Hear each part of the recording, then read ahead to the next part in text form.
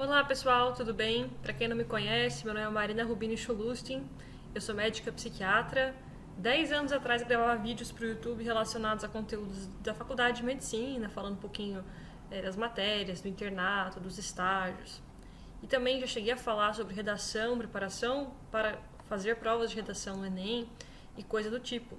Só que hoje minha situação é outra, hoje eu sou médica psiquiatra. Então, fiz os 6 anos de medicina, fiz mais 3 anos da residência médica em psiquiatria e essa é a minha formação profissional. E além disso, hoje eu tenho uma ocupação muito nobre que ocupa boa parte do meu tempo, que é o exercício da maternidade. E é sobre isso que eu venho falar hoje. A maternidade, ser mãe, né, é realmente impactante na vida de uma mulher, não tem como dizer que a gente passa indiferente. A gente modifica muito da nossa estrutura, da personalidade, a gente modifica algumas crenças, a gente começa a ser pessoas de maior profundidade, reflete mais sobre as coisas, porque ter um filho nos braços, ter a responsabilidade de amar, de criar, de educar, traz essa noção de senso de grandeza. Olha, agora eu sou chamada a um trabalho mais sério, né? E isso realmente muda a nossa percepção de muitas das coisas que a gente acreditava antes. E eu resolvi gravar esse vídeo para trazer 5 lições que eu aprendi com a maternidade, porque realmente pode ser um modo de compartilhar com vocês esse conteúdo e talvez vocês se identificarem, vocês complementarem, colocarem um pouco da experiência de vocês. Eu quero essa interação mesmo para que a gente possa discutir esse assunto, tá bom? Então bora lá.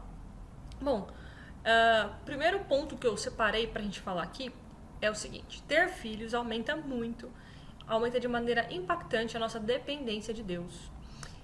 Porque começando já com isso, né?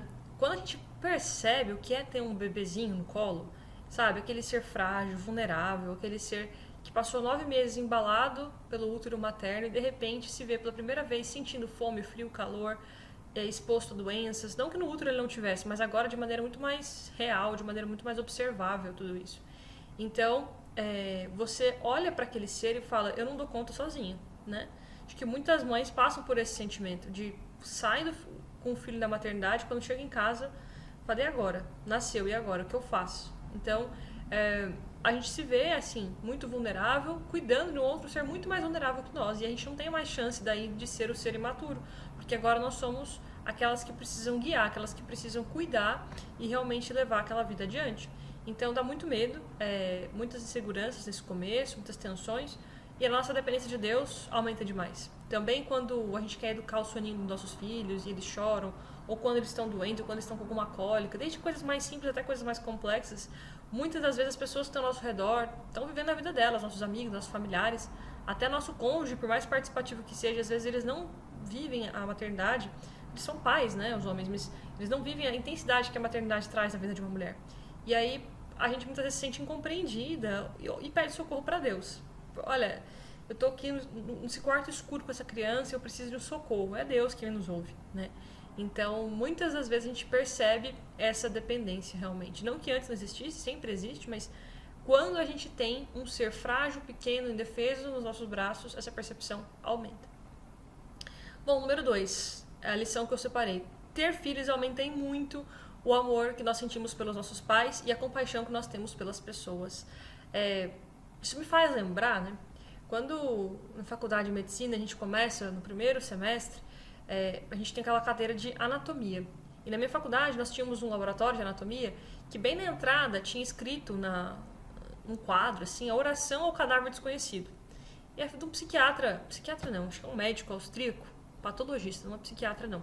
Mas eu vou pegar a oração para falar para vocês aqui. A oração ao cadáver desconhecido, ela é muito bonita. E muito impactante, assim. A gente, quando ouve, né, pela primeira vez, quando lê, a gente fica um pouco marcado por isso. Porque fala algumas coisas muito duras, assim. E ao me tornar mãe, essas palavras voltaram com toda a intensidade a ressoar dentro de mim. Que diz assim, ó, ao curvar-te com a lâmina rija do seu bisturi sobre o cadáver desconhecido, lembra-te que este corpo nasceu do amor de 2 almas. Cresceu embalado pela fé e esperança daquela que em seu seio o agasalhou, sorriu e sonhou os mesmos sonhos das crianças e dos jovens. Por certo, amou e foi amado, e sentiu saudades dos outros que partiram. Acalentou uma manhã feliz, e agora jaz na fria lousa, sem que por ele se tivesse derramado uma lágrima sequer, sem que tivesse uma só prece, Seu nome só Deus o sabe, mas o destino inexorável deu-lhe o poder e a grandeza de servir a humanidade, que por ele passou indiferente. Então a gente já logo vê, né, que é muito marcante isso, assim, falar que aquele corpo nasceu do amor de duas almas, que foi acalentado no seio da mãe, foi cuidado. E de fato, assim, na primeira semana de vida do meu filho, que agora está com 1 ano e 4 meses, eu olhava para minha mãe, pensava nela, quando ela estava comigo, olhava para ela e, assim, a gente só consegue pensar quantos sofrimentos, quantas dificuldades essa mãe passou comigo. E assim, a gente antes não tem essa... A gente sabe isso de maneira muito teórica. Só que quando você é pai, quando você é mãe, você vive isso de maneira mais afetiva. Você olha para os seus pais com um sentimento de gratidão, com um sentimento de que quanto vocês se doaram por nós, né? Quanto vocês abdicaram de si para que nós existíssemos.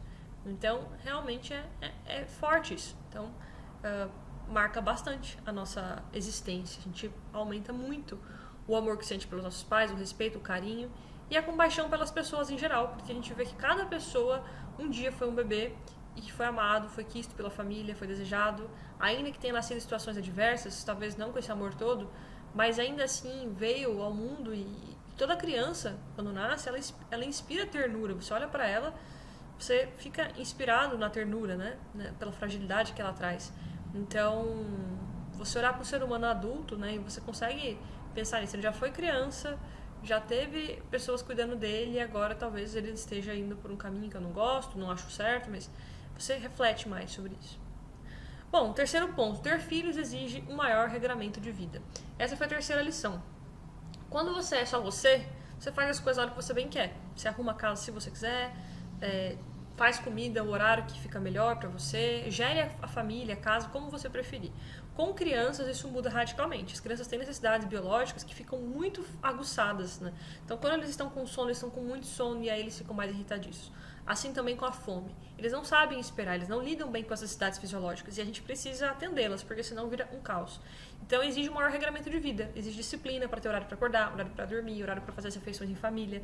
Se isso se perde, a criança perde o mínimo de previsibilidade que ela pode ter e ela fica muito mais instável, fica com comportamentos muito mais disfuncionais. Então ter rotina para a criança é assim super necessário. E não tem jeito, a criança não vai se autodisciplinar. É o pai, a mãe, é o cuidador principal que vai dar esse regramento. Dá essa sensação de que o dia tem manhã, tarde, noite, cada período a gente faz determinado tipo de coisa. Os pais que instituem rituais para amanhã, rituais para o adormecimento das sonecas, rituais para o sono noturno. Ou seja, os pais que vão estabelecendo essa ordem do dia. E aí não tem jeito, exige dos adultos um maior regramento de vida para si, para que eles possam passar adiante. Bom, a quarta lição seria: ter filhos te faz saborear a vida pela segunda vez. Quando a gente é criança, a gente saboreia as coisas. Sabe aquele bolinho de chuva na casa da avó? Apreciar um dia de chuva, colocar os pés na terra. Muitas das coisas que a gente vive na infância e usar uma caneta colorida pela primeira vez no caderno da escola, essas coisas assim simples, mas que são muito significativas na infância, quando a gente vira adulto parece que aquilo ficou engavetado, ficou em algum lugar da infância, do mundo lúdico da infância e que não nos pertence mais. Mas quando a gente se torna adulto e a gente se torna pai e mãe, aí sim, parece que quando a gente vai vivenciando essas etapas com nossos filhos, a gente vai saboreando a vida. A gente tem a chance de reviver algum desses momentos. Isso é muito bacana. Eu percebo com o meu filho, assim, algumas coisinhas assim, que com ele eu faço hoje, que me remetem à minha infância e que legal, que alegria dá, sabe? Dá aquele calorzinho no peito, assim, de nossa, isso aqui estava guardado, né? Mas eu já não acessava mais essa sensação. E aí ter filhos te faz saborear de novo muitas coisas. Te faz, se você estiver aberto para isso, te faz uma pessoa realmente mais feliz. Porque a felicidade, ela não significa a ausência de sofrimentos. Os filhos trazem muitos sofrimentos. Porque nós sofremos com eles, sofremos pelas limitações que a maternidade impõe, né? Então às vezes você não pode sair de noite, não pode assumir um compromisso profissional, porque agora o teu horário está mais restrito. Só que esses pequenos sacrifícios, essa capacidade de sacrifício aumentada faz com que a gente ame muito mais aquele serzinho. Então é maravilhoso ser pai e mãe nesse sentido. Faz saborear a vida, faz com que saboreemos a vida mais uma vez. E por fim, a quinta e última lição que eu queria falar hoje seria: ter filhos testa a nossa estabilidade. Estabilidade psíquica, emocional, afetiva. E nos ajuda, se a gente estiver aberto, a crescer em virtudes. A criança pede ao tempo inteiro de nós uma postura. Uma postura de paciência quando eles estão birrentos, uma postura de humildade quando a gente não sabe o que fazer, a gente não sabe conduzir uma situação. As crianças pedem uma atitude de generosidade muitas vezes para a gente abdicar de nós por eles. Então, é uma escola de virtudes. A vivência familiar é um celeiro de virtudes. Se a gente estiver disposto a viver isso, claro. A gente pode se fechar no nosso egoísmo e ficar bravo com as situações que aparecerem, mas se a gente quiser realmente, é uma oportunidade imensa de crescimento pessoal, um amadurecimento mesmo. E nesse aspecto que eu citei, da estabilidade, é isso, né? Porque uma coisa é a gente estar estável quando o mundo está estável, quando o ambiente está estável. Só que a criança, ela não é monótona, pelo contrário, ela o tempo inteiro tá reivindicando algo, né? Tá brincando aqui, tá brincando acolá, pega um brinquedo que não pode, quer mexer em algo que ela tá explorando, ela não conhece o mundo ainda. E nós vamos dando esses limites, mas nós somos testados também. Então vai exigindo da gente. Então é um ofício, assim, por assim dizer, que tem uma natureza muito exigente, né? O ofício de ser pai e de ser mãe. Então, eu trouxe 5 lições que eu tiro por base nesse meu tempo de mãe. Eu tenho um filho de 1 ano e 4 meses, José Antônio, e estou gestante da minha filha, Maria Tereza, que vai nascer aí nos próximos 2 meses, se Deus quiser. E até agora foi isso que eu tenho aprendido. Aprendi também que a vida precisa ser vivida com certa leveza, que a gente tem que dar um peso menor para cada coisa, pra gente não viver muito tenso, né, diante das situações. E eu queria saber de você, quais foram as lições que você tirou da sua maternidade, ou homens, que lições você tiraram da sua paternidade, tá bom? Deixem aqui nos comentários.